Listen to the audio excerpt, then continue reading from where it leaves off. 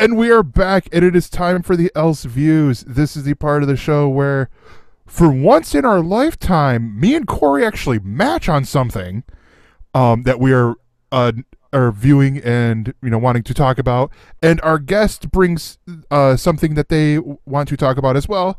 So we're gonna do ours real quick, and then we're gonna have Jackie talk because I've seen a little bit of Better Call Saul.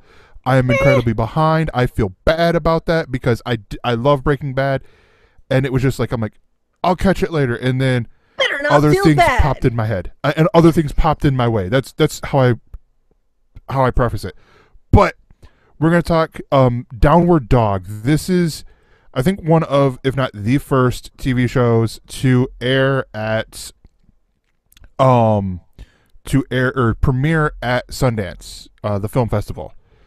And this is filmed in Pittsburgh, Pennsylvania, and this stars Allison Tolman, Ned the dog, Lucas Neff, Kirby Howell Baptiste, Barry Rothbart, and has the voice talent of Sam Hodges.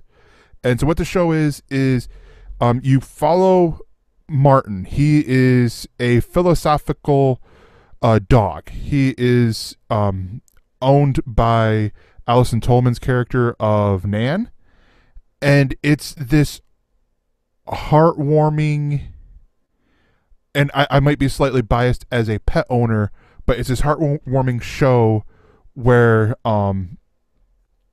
you're seeing all this stuff through Martin's eyes.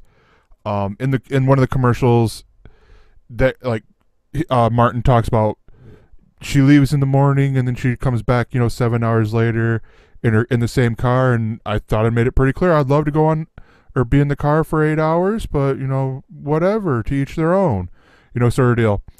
But Nan, she's a millennial who is extremely busy with work and doesn't have a lot of time for him, so it's him trying to get her to realize that he's the master, not necessarily that she is. So Corey, what did you think of the show to begin with? All right, I think one, you called it heartwarming. I found it almost as much heartbreaking.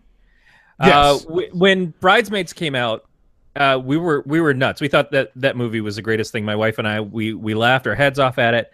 And our roommate at the time, who is one of my very best friends for most of my life, she is herself a crazy dog lady, which is something that she calls herself, and she's actually named her business that. She saw Bridesmaids and came at it with a completely different perspective, which it was the most depressing thing that she'd ever seen, because Kristen Wiig's character in that is going through incredibly hard times, and those are things that my friend similarly had dealt with. And so as I watched Downward Dog, I was surprised that in a comedy block on ABC, which are all very light comedies, we talked about the difference between multicam versus single cam last week. Downward Dog plays off of some of those ideas, which is we've gotten used to people talking to the camera more, narrating the show a little bit between The Office, Parks and Rec, Modern Family, where they're talking to the people as a sort of documentary. What Downward Dog does is that the only one who talks to the camera is Martin the dog. Everything else is played out as a just general we're living our real lives things. They're not saying anything to anybody. The comedy of it was at points incredibly funny, but it was funny in a way that you can feel the pain that Nan is going through. Her life is not incredibly successful. Her love life has gone back and forth. She has an ex-boyfriend that she couldn't make things work, but she can't quite give him up. Martin is talking about he likes her and his drown yourself in a bottle of wine nights. It's basically he's been enjoying the fact that her life is a mess because she's been spending more and more time with him. And as she's trying to improve things in her life or change things in her life, she's losing the amount of time that she's spending with him. And that's what's causing him to react. That's what's causing him to chew up her shoes, or in the show, he breaks her project that she's been working on for work, which was the first sign of success that she'd really had at her job. So it becomes a question of, is my life about me, or is my life about my relationship to my pet? And how do you balance the two things? And how does she get to live her life but still be a responsible owner and friend to her dog?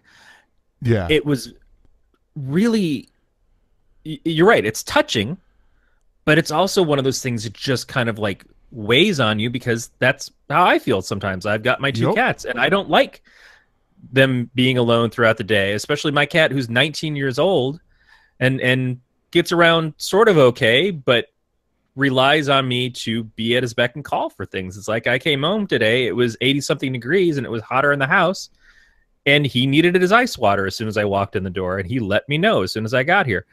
And realistically, that's how it is, because they can't do these things for themselves. When you take on a pet, you take on a huge responsibility. And it's not exactly like having a child, but in a lot of ways, it's very similar in the tasks that you have to do, because they can't do it without you. Yeah. So, I mean, I looked at the show, and I actually saw the show twice. I watched it when it premiered, sort of, because the Xbox addiction came calling, and so I was playing an Xbox game while I also had my tablet right next to me, laying on my couch, playing Downward Dog, thanks to the Comcast's Stream TV app, not a sponsor, and just going through and watching, and then I watched it again the next day while I was editing the podcast from last week, and I'm sitting there going, and it's like right then I'm like, I know what I'm talking about next week. It's this show. I thought for a second about talking about Into the Badlands, but I'm like, nope, save that next week. I can talk about that next week. I'm talking about Downward Dog, because it's one of those, like, I'm from watching this whole thing, I'm like, is this how my dogs felt or would feel about me? You know, a lot of times, because, you know, I'm the character, probably around the character's age of Nan. You know, I'm probably around her age and all that stuff.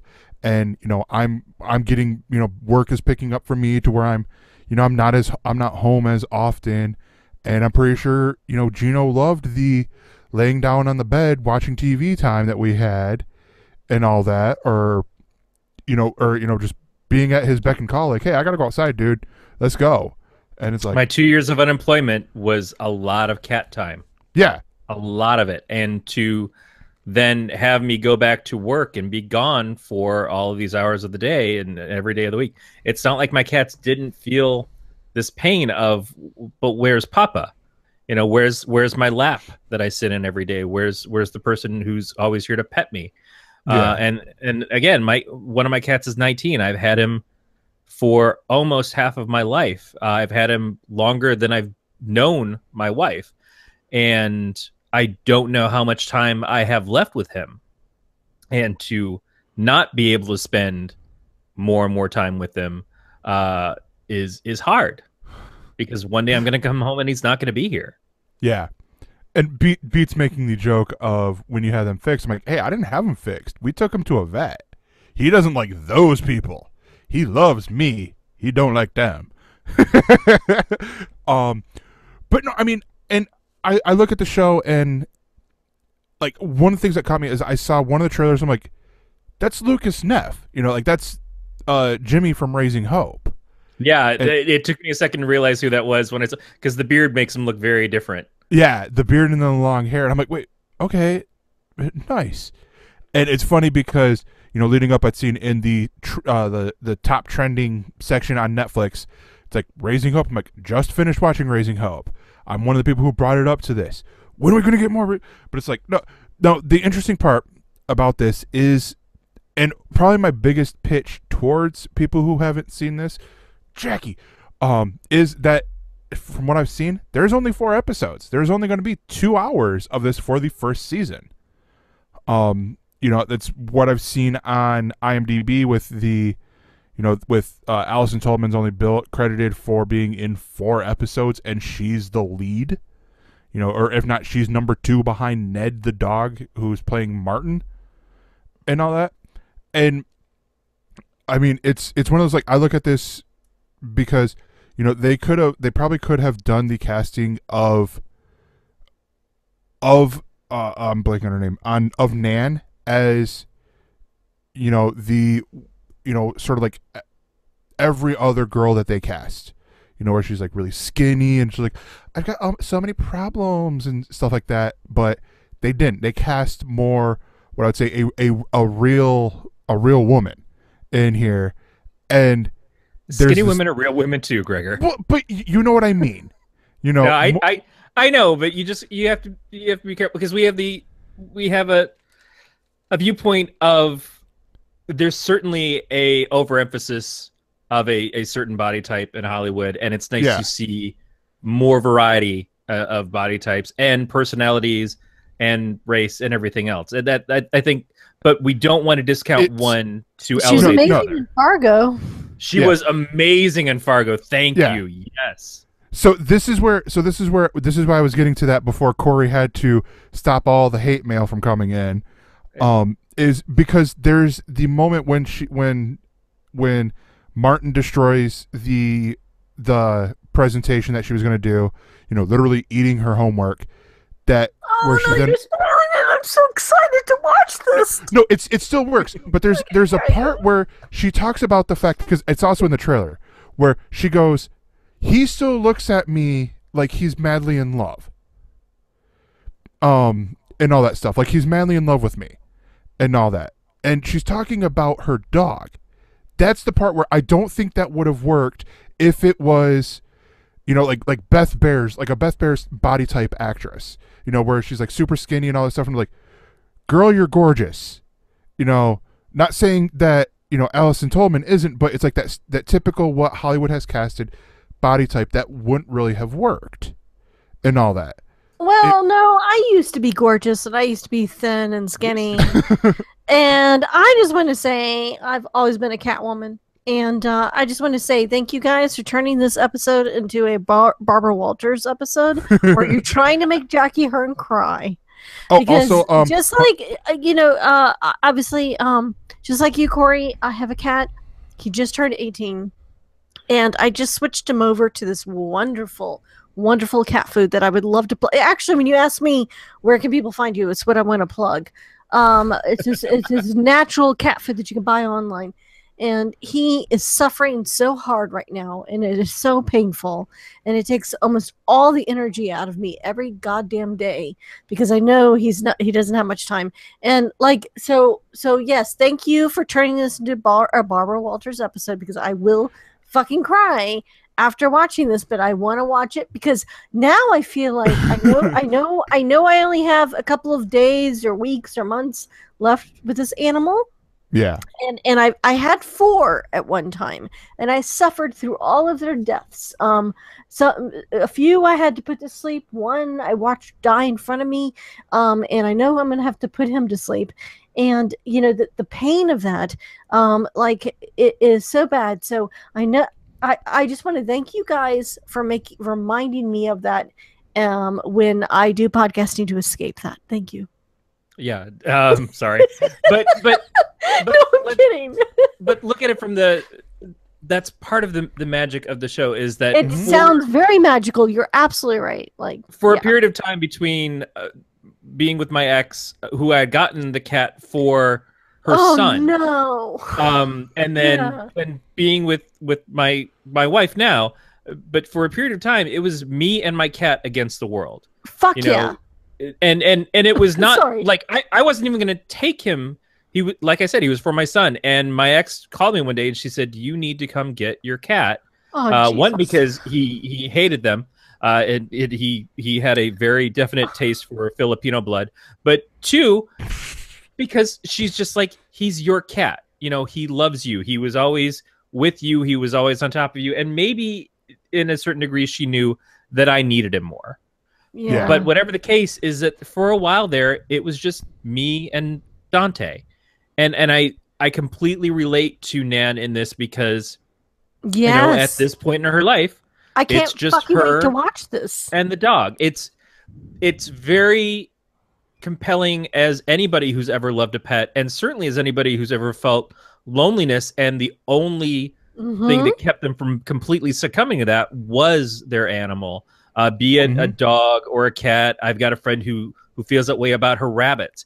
I have friends who felt that way about their ferrets. I completely comprehend exactly what this feels like, and it's such an interesting thing to do in a show, especially what is being billed as a comedy, because in a lot of ways it's hard to make that funny. The character of Martin says the funniest stuff in the show. The rest of the stuff isn't as comedic because you find it too like relatable.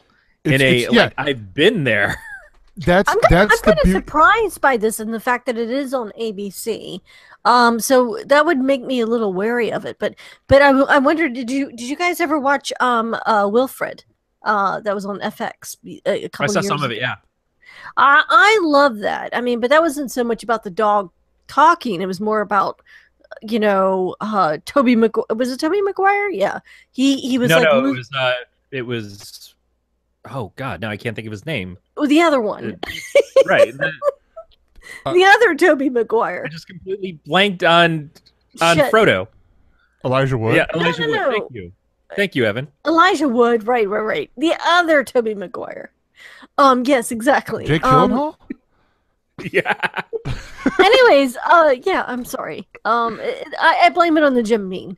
But No. yeah, that was wonderful. It was a great little story, and honestly, it was never really horribly that touching as far as animals until it got to the very last season.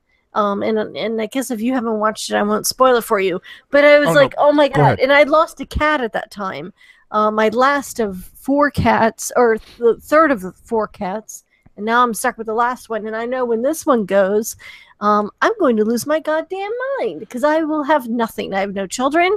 I have no husband. I'm going to fucking lose my goddamn mind. So,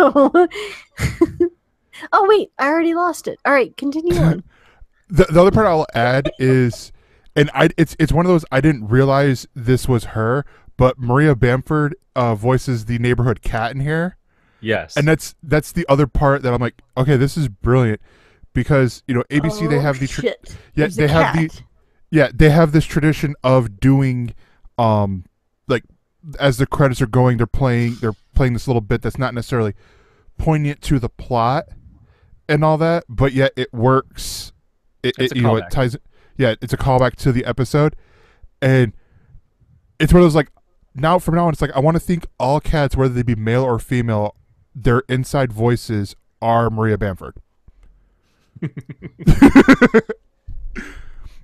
But yeah, so that's Downward Dog. It's the first episode is out now. You can watch it live on TV here in America on ABC Tuesdays at 8:30, I believe is the time that it comes out. And yeah, it's I'm expecting it to be really short, since on the Wikipedia page, the IMDb, they're only showing 4 episodes.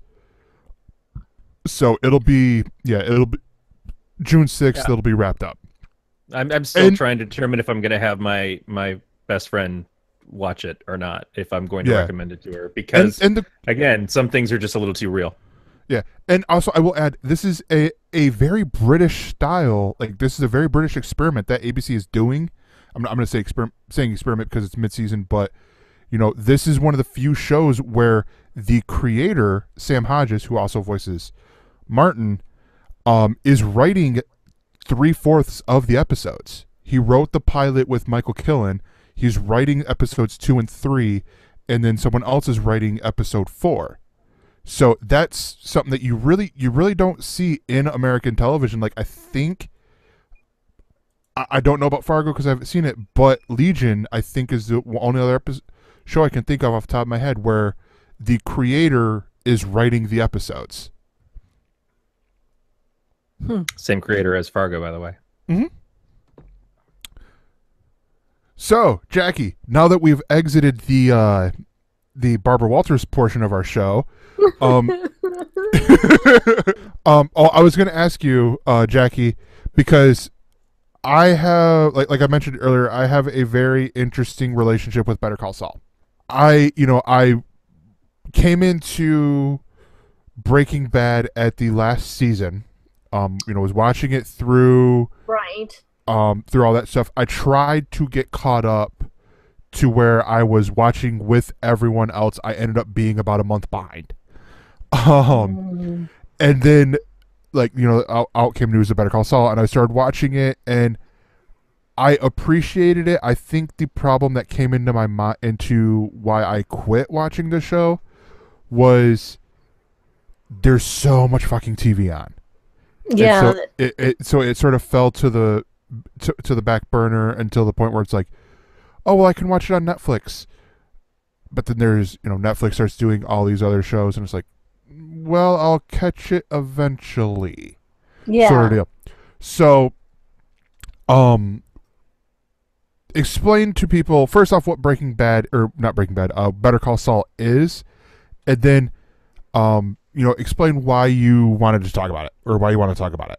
Well, I don't have to talk about it, and the main reason that I was extremely excited about it is because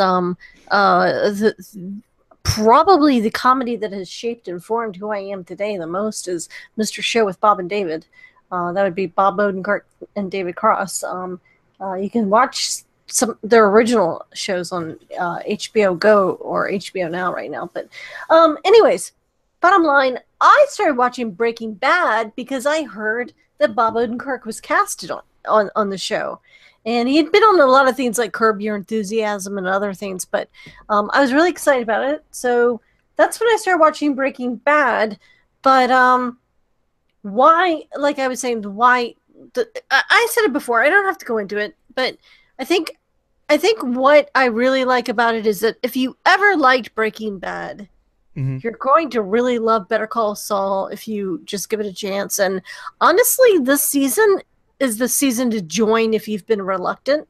Yeah. Because people have been reluctant because they knew that like two of the characters, Mike Ehrmantraut and Jimmy McGill, who was Saul Goodman, were the two main characters, but that was it. And where's Jesse Pinkman? Where's Walter White?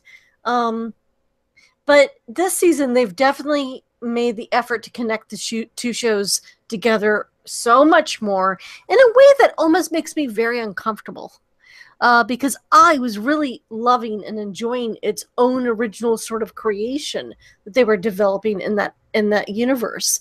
And I really wanted to see it go further. And but I know that it will.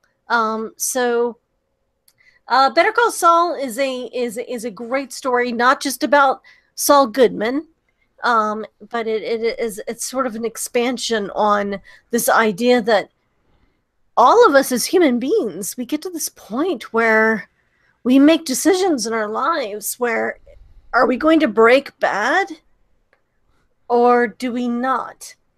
And breaking bad sometimes takes you down a road that you can't get out of. And sometimes you can. And I don't know, it's a very I think it's a really great insight into humanity and the dark and evil that we all have in our lives, and how we get through life, how we survive, how we take care of our family, how we take care of the people we love around us, and or not. And anyway, so that's Breaking Bad, and that's all I'm going to say about it because I know you guys, your time is limited, and if you want to hear more, you can follow the Lawyer Up podcast. I'm just kidding. That's my show on Better Call Saul. No, that's exactly what you're supposed to do, is lead people like, hey, you do want to hear more, and you should listen to that podcast. No, go check out my puppets. Screw the good and the bad. Fuck that. Go check out my puppets. No.